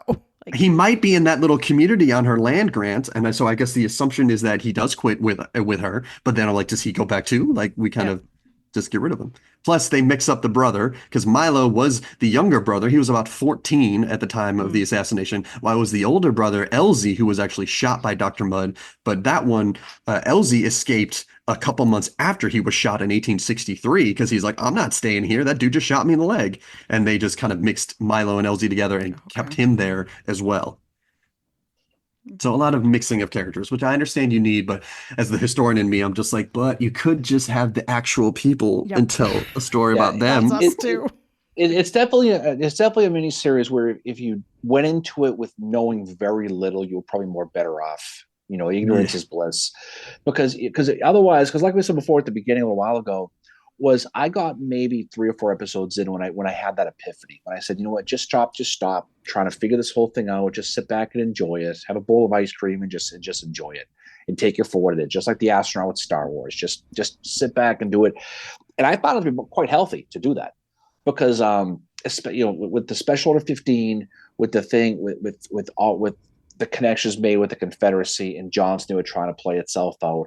There's that scene where initially Johnson's maybe okay with the land grants, but they forget the fact that he vetoed every federal grant leading to the black codes afterwards. So they kind of, Oh, he made life so hard for Howard and all the freedmen. Like, just that warrants a whole episode.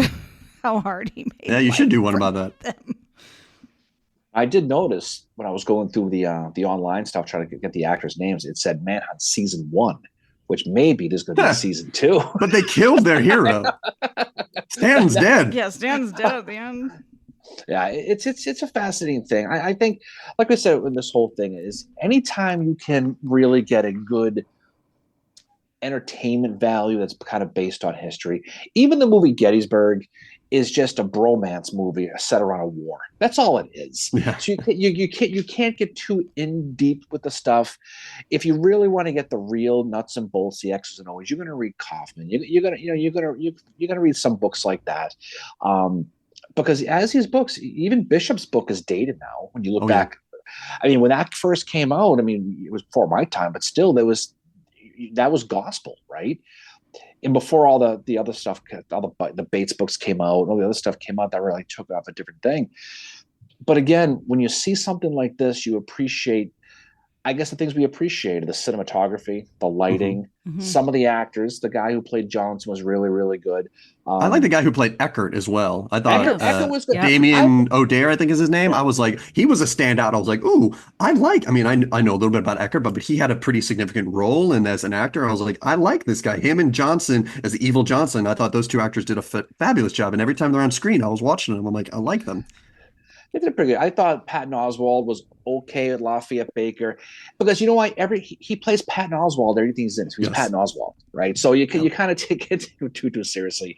You know, I kept falling back comparing this movie to The Conspirator because it's just a natural thing, especially the court scenes. And I thought The Conspirator did a much better job on the court thing, obviously, because it was basically a court movie, is all it really was. But I think the average person, the average high school student, the novice who picks up this thing and watches it is going to come away with the fact exactly what the goal was, that Booth was bad, he was a racist, but Edwin Stanton, why isn't he on Mount Rushmore? Yeah. Right. And I think that's going to be the thing. And when they study more about Stanton, they realize that he was anything from this. He seemed to represent everybody who chased Booth, all in one character, all in. You know, why Doherty didn't have a big role in it, who knows? Even the scene when Booth died was strange. Yeah, because Doherty, I think, was there for that. And I mean, like I said, I'm biased. I just wanted him to be there. But I also remember, like, you know, in Killing Lincoln, Doherty did play, it was not a huge role, but, you know, when Tom Hanks was narrating it, he mentioned specifically Doherty's name, that he's leading the New York Cavalry and all that. So I think I had that in my head, like, okay, he's going to have a significant role in this. Or at least be there. Not significant. I know, it's like, he's not even there. Be there. The guy's buried in Arlington National Cemetery. I think when it comes down to Anthony Boyle playing Booth, I progressively got more like disappointed in it. I don't know why. I don't know if that's like right to say. I just was like, I'm not really feeling him as Booth. And I think I'm basing that on what I saw Jesse Johnson portray in Killing Lincoln, because he was just, and Darren, you and I have talked about this, he was just so good as Booth. And Anthony Boyle was okay, but there was something about Jesse Johnson that kind of, he captured, I think, who Booth was a little bit more. There was one scene specifically in Killing Lincoln where you could see him going from being like arrogant to all of a sudden like, oh shit, I have done something very, very bad. And his demeanor completely changes in his face. I didn't really pick up on that with Anthony Boyle as much as I did with Jesse Johnson. And that was something I kind of just, that's my own bias that I carried with me throughout this, that I was going in this thinking like, okay, this is how Jesse Johnson played him. How is Anthony Boyle going to do this? Yeah, it was a different way of doing Booth. And obviously part of it is they're constrained. The actors are constrained based on the writing that they have. And it's not to say that the writing of the show was bad. Like, I've made a lot of critiques, and there were a lot of people who, I mean, do I wish it was more based on the book? Absolutely. Do I wish it was more historic accurate? Yes. But I think if we really look at what is the real story that they wanted to tell, which is about the fate of America and Reconstruction, I thought it was told well. And Hmm. even though, as you said, Darren, those last two episodes, you're like, oh, we could get rid of them.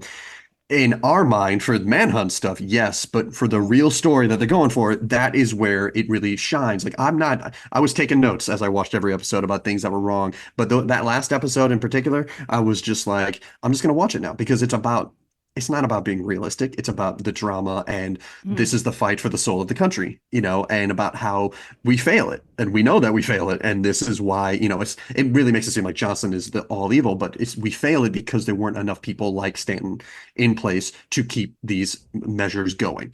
And that is why we have faced what we have, in all the years since. And so it's a valuable story. It's just all based on the perception of I would have loved it if it was the war secretary or something like that. Don't call it Manhunt and tell that story. I almost feel like they did a disservice to both in that they weren't able to exclusively focus on one or the other. I think all series, like if you're saying a season two, I would have preferred this had been two seasons. One, Manhunt, actual Hmm. Manhunt, and then two, Reconstruction. I would have watched the hell out of that because the Yeah. story about Reconstruction is fascinating and not told at all. And I think they wanted to do it, but they were hamstringed by trying to put these two together, and they just don't. And the timeline makes it impossible to really be truthful Hmm. about either one.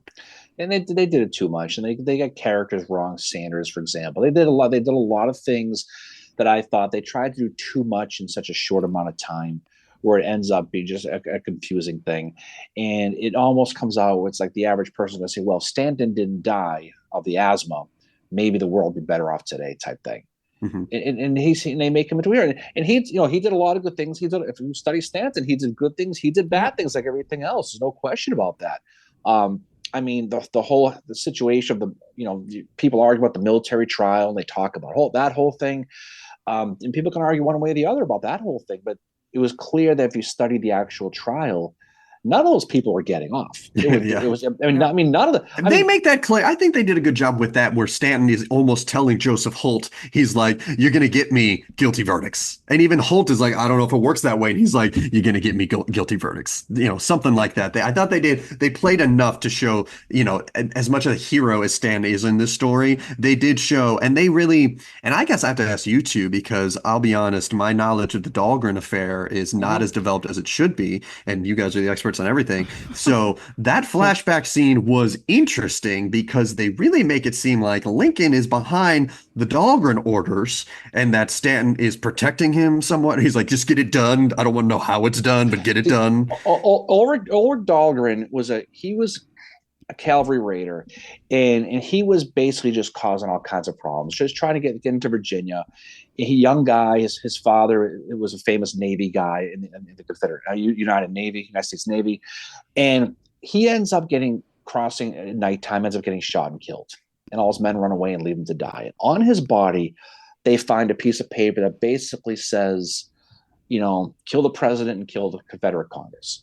And it ends up being a big deal. They strip his body naked. They put him in a store window for a couple of days. They make a mockery out of him, and it ends up being a lot of repercussions being sent back. Where you have the fever blankets being sent to the White House, and it was The kind of Black that Flag the black warfare. flag Yeah. warfare, Hmm. Yeah. and they really focus on that. And whether or not it was Stance was behind it or not, it's one of those mysteries. Personally, I don't think it was. I think it was Dahlgren just trying to be more important than he really, really was. Whether he thought he was a John Mosby or a Nathan Bedford Forrest or one of these guys, but I think Do you think the that orders were genuine? Because I thought that's the big question is whether the orders were even real or if they were Confederate propaganda.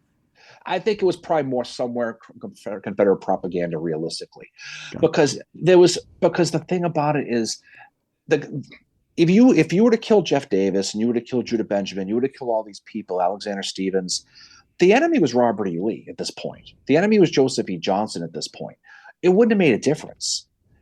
So I think put it this way: if there was orders to do that, it wouldn't have made any sense, in my opinion. Hmm. So I think it was more of a situation where he was going to maybe ride into Virginia with these orders, use them to scare the hell out of people, and just make a name for himself. And I think he got killed, and the letters got found behind. I think that was very overblown. The Confederates made a really big deal about it. as they should have. But I think it was more of a situation where, like in today's politics, the stupidest little things get blown up over and over and over again. Um, I think Dahlgren was very motivated to do a lot of things. I don't think, first of all, he's going to take his 13, 14 men into Richmond and kill off the entire government either. Yeah. I mean that there's a certain reality about that. That just like Washington was defended, so was Richmond. Mm-hmm. And how this cavalry guy is going to ride in and go and do this, it's not very realistic. So it's likely more propaganda. At that point, you needed to help light the fire again, get the spark going again against the Union, because at that point the war was almost over anyway. But we did a whole episode on the Dahlgren thing. It's a fascinating research when you do it, but I think he did have something on him, but I think it was I think it was very, very overdone to a point where I think they made it into something was really, really what it was. So long answer to a short question, but I think they used that to justify a lot of things later. Yeah, I mean, I generally avoided it because in the Lincoln assassination field, it's only connected to this. So they brought up I didn't mind that fact that they brought up some of these conspiracy ideas because there are legitimate connections, or these ideas about what is really happening were questions at the time. Stanton, as a man, absolutely believed that Jefferson Davis and the Confederate cabinet was behind Lincoln's death. That was the charging documents at the trial. Wasn't just these people on trial, but Jefferson Davis, George Sanders, all these people. And I think that was his mistake, is that he tried to bring everyone in when the evidence wasn't there, and that's what the trial proves to us. It might justify the punishment for the people there, but the other charges, you have people like Sanford Conover, which we didn't really bring up at all, but he is such a bigger character in this series. When he shows up in episode 1, I was like, why? If you're going to exist at all, you exist on the last episode at the trial as just a con man who pops up. But instead, we gave him such a fanciful role as this investigator for Baker, which happened, but not until after everything. He was someone that just kind of came down and started being like, pay me money and I'll find you the evidence. And that's what he should have been. But they just made him this double agent figure, which I'm still not sure they really clarified what side he was on, which I guess is the big thing. But it was pretty well established in real life that he was a con man, perjurer, paid people off to say it was the Confederacy because he was being paid to do it. But the series still makes it seem like, is he truthful or not, which seems not useful in the grand scheme. Oh, he's like a diabolical enigma is what they made him into. Yeah, and he's just kind of a bumbling fool who is just on the take from everybody. Just going to take whatever. Yeah, just taking everybody's money, which is not wrong, but also seems like if you're trying to make a story that is easy to follow, why are you taking the most complicated aspects of this history and throwing them in when you do not have the time to address them? Yeah, it's going to create more it's going to create more just whatever about it. Sorry, Darren, go ahead. I was saying you ignore Fletcher and you ignore Surratt Tavern, and you throw in the Conover stuff and make it into something that it's really, really, really confusing at the end for the average person. And we study this stuff all the time. Even this, I'm thinking, wait a second, did I have this guy wrong? I'm like, no, I didn't. You double take. I was confused. Right? I was like, what's going on with some of these people? And the other thing too, the conspiracy was happening in real time too, because on April 17th, when Sherman had to go to Joseph E. Johnston and do the surrender, he had to go with that, he found out that Lincoln had been assassinated, and the person that brought it to him, he said, don't tell anybody, because he was worried his men were going to go absolutely apeshit on, the Confederate soldiers. And he got to Johnson and he said to Johnson, are you behind this? And Johnson's like, no, I don't know. I have no idea. That was just the mood when they found out about it, there was that conspiracy. And I do sometimes wonder if that show was trying to give the viewer that as well, that there was this kind of what is going on as this is all happening. Yeah, they focused on and the Confederate cipher. There was such a big deal that you have Eckert. The whole series is trying to decode this Confederate cipher type of thing. But then it's just a post-it note on the bottom. That's exactly what it was. And it's just like, okay, but even then, that kind of turned into nothing. They never really did anything with it. It's like, so why did you make this such a big thing? Other than I just loved in the Surratt Tavern, you have that thing from the office of Jefferson Davis, coded message to John Surratt, and I was just like, okay, sure, great. No, and they got to bring it down to obviously a very basic level so people can try to. But it has these turns and plot twists and stuff like that. There wasn't too much about the trial. Like we Mhm. said, the conspiracy, the nine justices there. There wasn't too much like that. I kind of thought they were going to kind of a real big episode with that. There really wasn't. You didn't really get too many of the courtroom stuff. I don't think Mary Surratt's daughter was even in this She thing at all. wasn't. No. You know, which How is did you too guys bad. feel about and the actors and actresses and the portrayals of Abraham Lincoln and Mary Lincoln? Oh, I hated Abraham. Not gonna Did lie to you? you. Oh, Okay. he looked like a high school kid playing Abraham Lincoln in a movie. He kind Hmm. of had this very flamboyant thing. Well, I'll tell you, sir. It was something about him. And again, Daniel Day Lewis is going to ruin Lincoln for anybody who Sure. comes, and I get that. But he looked like just a guy on Halloween dressing up as Lincoln, acting like Lincoln, being very demonstrative and very. And he was really good in that movie. That movie we saw, Mary, the Midnight Mass. He was Midnight Mass. Hamish Linklater was amazing in Midnight Mass, which is kind of a horror thriller story on Netflix. I really enjoyed him in that. I did not enjoy him as Lincoln. And it was not like, I mean, I love Daniel Day Lewis as Lincoln, but I also love Billy Campbell's portrayal in Yeah. Killing Lincoln as well. I thought he did really well. But Hamish Linklater, like this one kind of, at first I was like, wow, he's really good. And then it just, I don't know, something about it He played like every Lincoln stereotype. started to weigh He on just me. did. But I thought Liv Tyler did great with Mary. I thought she did a really good job. I mean, she was not going to be Sally, what's her name either. Sally Blank Field. on the Sally Field, since but I thought she did a good job. I thought out of the two, she was the better of the two. I thought. They just brought Lincoln back at different times, flash forwards, flashbacks, and I thought it was his story is interesting as it is. I just thought that, and again, it's probably because of the Lewis thing, but I thought that he just seemed like he was so over the top, I guess is the best phrase to be, where he was very flamboyant, loud, out there. But I was not a huge fan of that. How'd you Without feel a about doubt. it, Dave?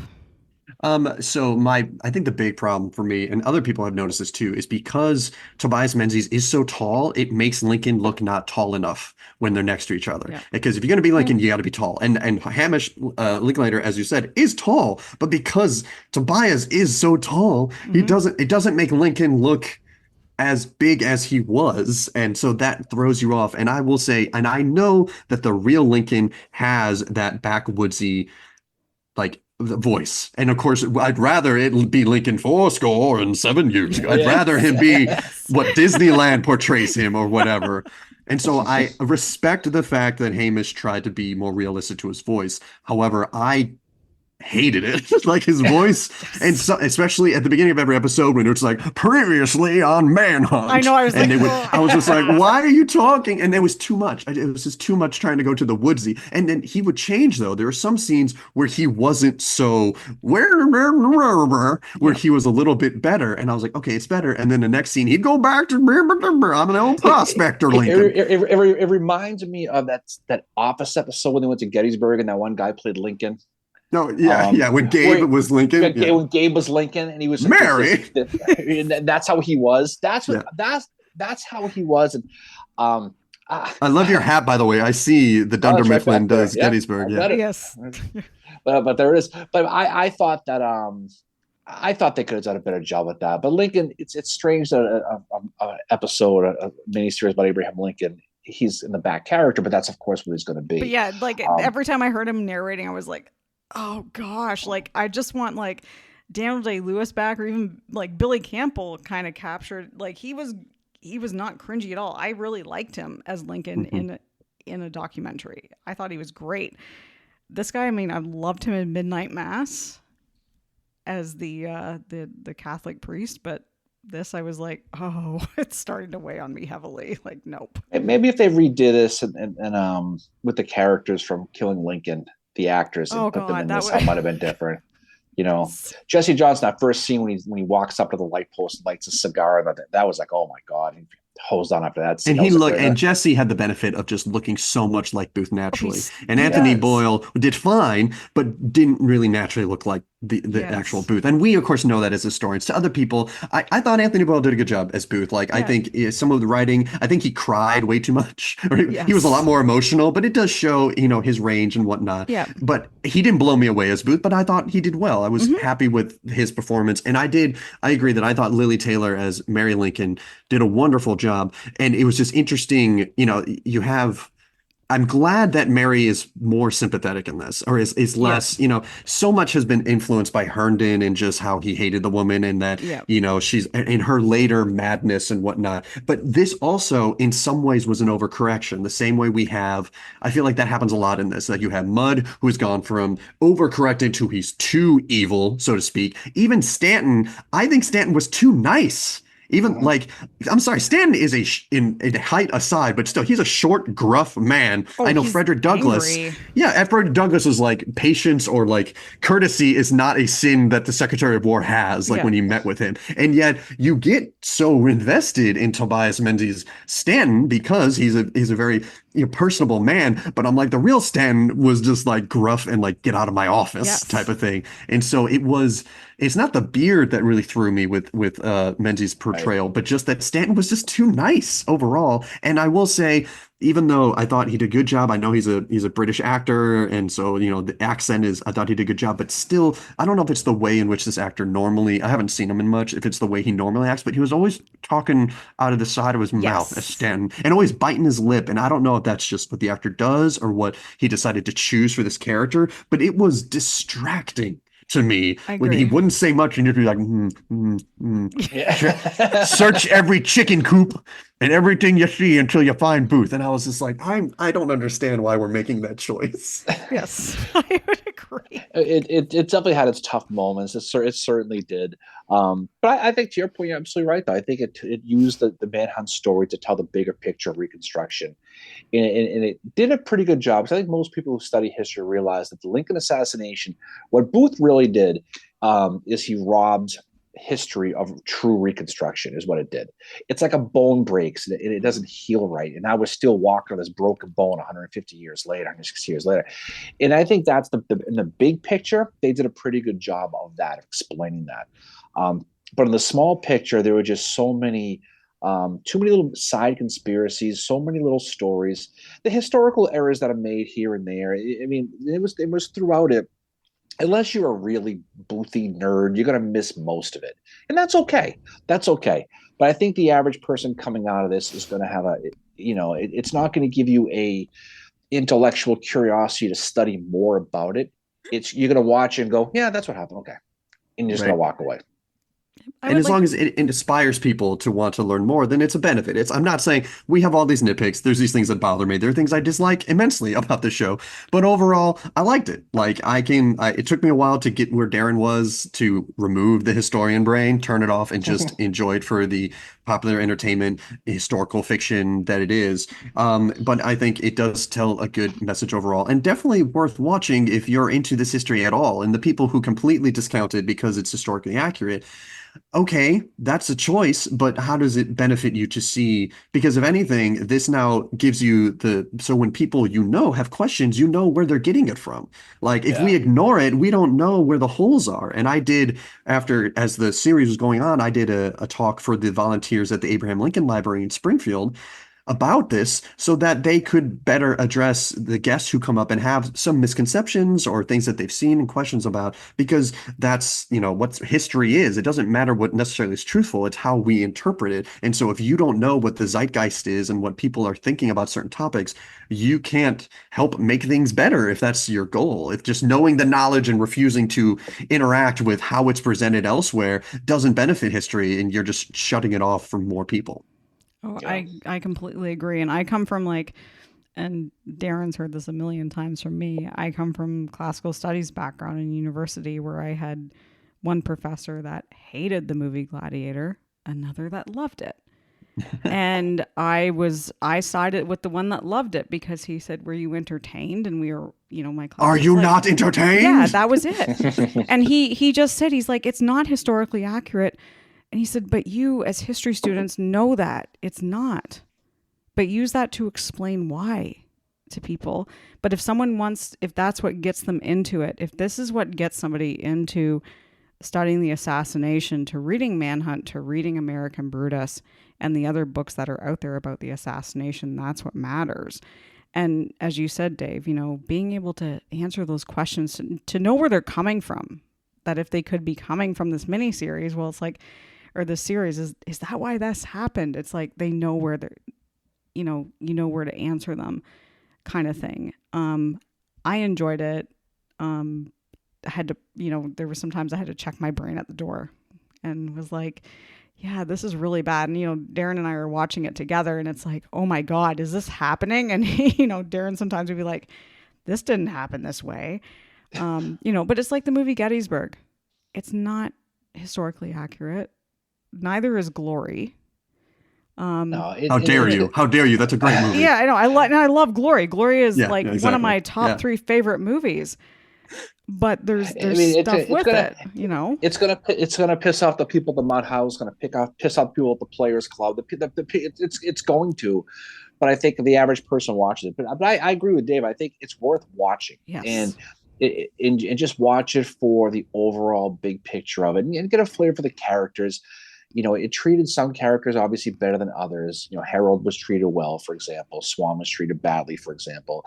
But I think at least they were in it a little bit. It gave you, if anything else, if it gives people the initiative to go take a ride down to Clinton and go to the tavern and do the escape tour, just for that aspect of it, that it's definitely worth it.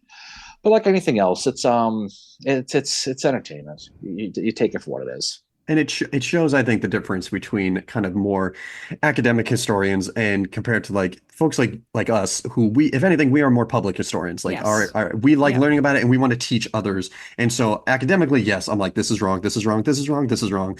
But my role, even though I'm not, we're not fancy public historians, but that is what we do. That's what this podcast is. That's what, the sites we do, the outreach we do, the speeches we give, is because we are excited by this history and we want to teach people about it and get them to understand, more about that. And so this is a huge tool for that, because it's a wide ranging, people are going to come in, they're going to learn it. And it really is a gateway for teaching, because history is really the process of unlearning what you think you know. Because we all feel like we know every history. We learn it in school. Like every topic that I have an interest in, when I was young, when I started doing this stuff, I thought I knew everything about it. And then real history is learning that you really don't know anything. And like what we all believe we know is just, you take it for granted that this is truth. Well, how do you know it's truth? And that's where real historical inquiry begins, is to unlearn everything that you know. And so that's going to happen. This miniseries isn't going to cause any more, fake news or, misconceptions about history than anything else that you're taught, because the reality is always far more complex than you think. Your ego is always like, I know everything, but really you know nothing. And that's when real history is, when you realize, I know nothing. What can I build a real foundation on? Exactly. And it creates an interest. I mean, I don't know anything about Napoleon. As far as I know, Napoleon's a guy from Bill and Ted. That's all I know about Napoleon. Okay. Right. And so we watched Napoleon, and a lot of people on social media were like, well, that was wrong, that was wrong, that was wrong. I'm like, oh, I didn't know it was wrong. How the hell do I know? So, and I think that is the same premise as this, is you can watch and be entertained by it and not worry about, you're not going to be watching this movie and then go and doing a speech at the Lincoln Library. You're just not going to.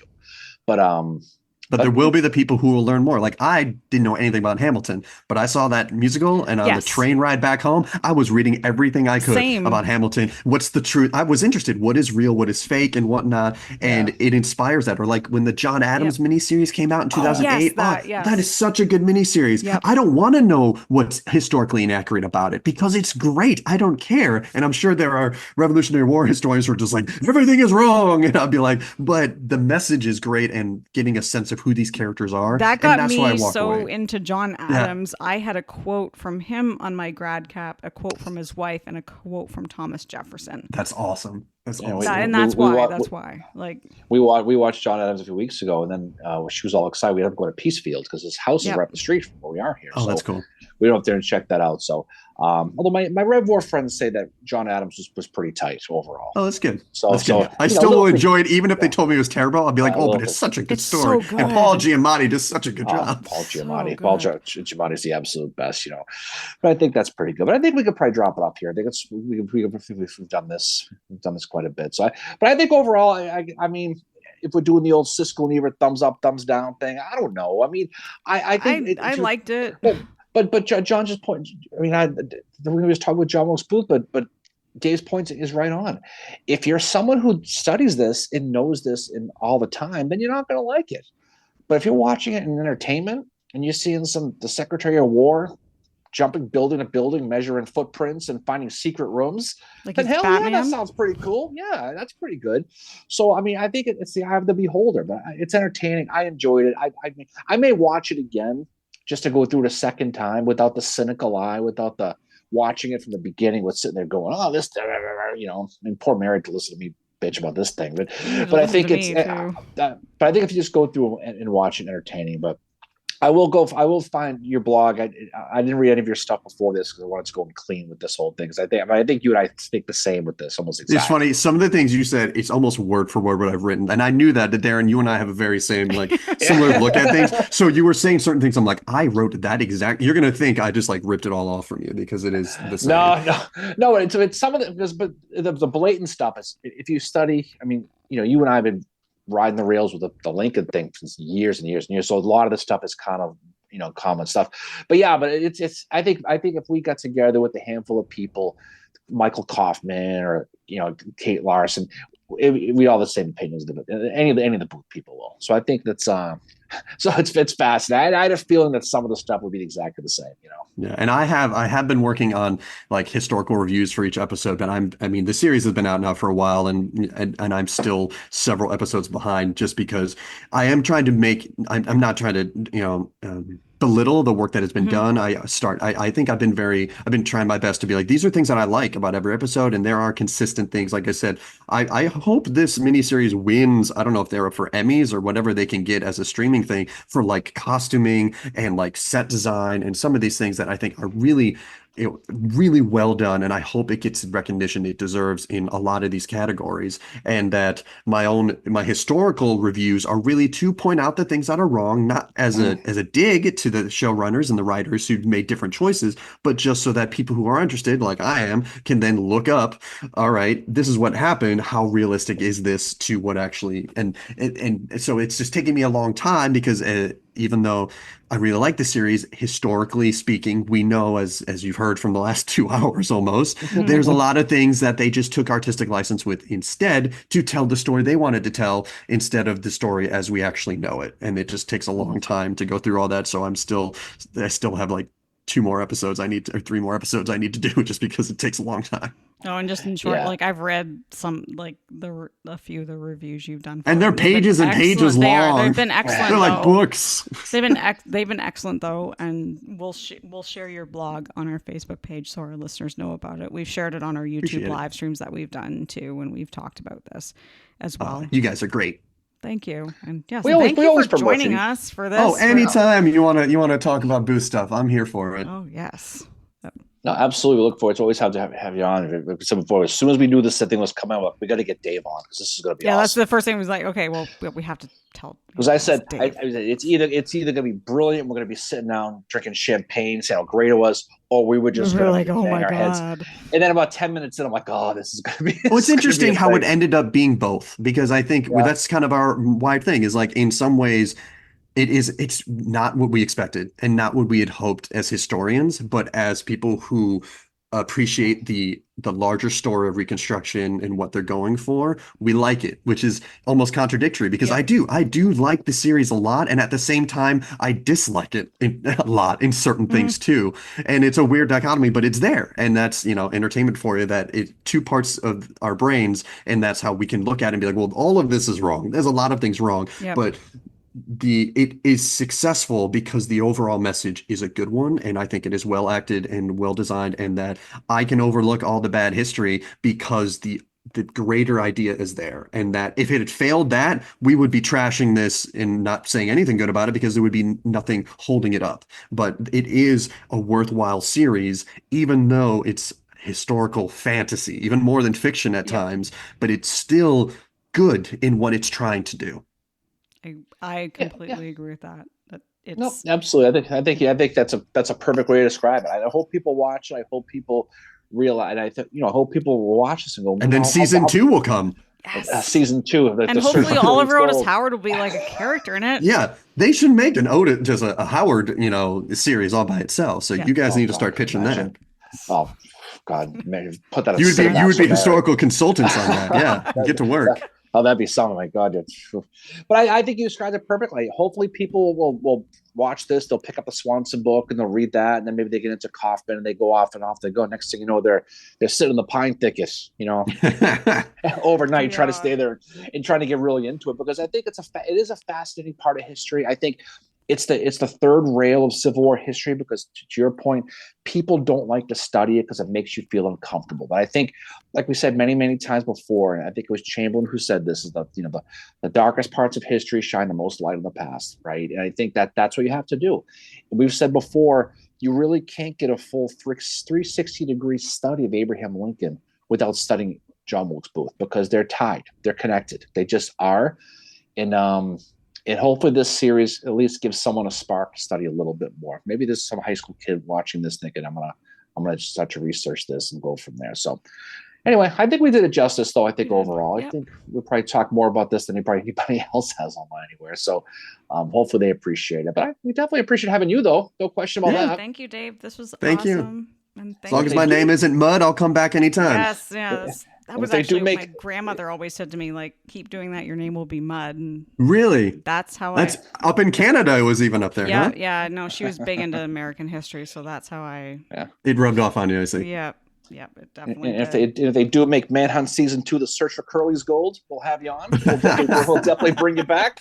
Yeah. We'll certainly talk about that. Well, So, any final words from you there, Mary? well, thanks to all our listeners for tuning in with us tonight for episode 129. Thank you, Dave Taylor, for joining us for this. Thank you, Darren, as always, for being the amazing co-host you are with this. And we will be back with you with our next episode. 130 is going to be about General Lew Wallace, which might be a little bit controversial at times. I think we are Team Wallace on here. I mean, even though some of the stuff with the conspiracy trial with him. I was about to say, I've heard of him. Yep. Yep. Yeah, he was poor Mary. Poor Mary We're Surratt. talking about